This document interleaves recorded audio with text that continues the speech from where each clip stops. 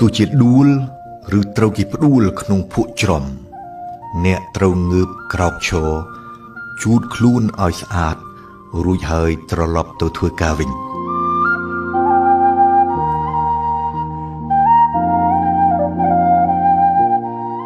នៅពីក្រោយជោគជ័យខ្ពស់ដូចទួល សម្បូរណាស់គំនរបរាជ័យខ្ពស់ដូចភ្នំ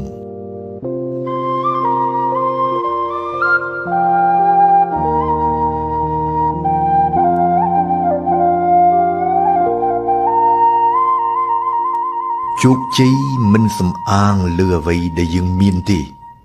តែសំអាងលើអ្វីដែលយើងបានក្លាយទៅជា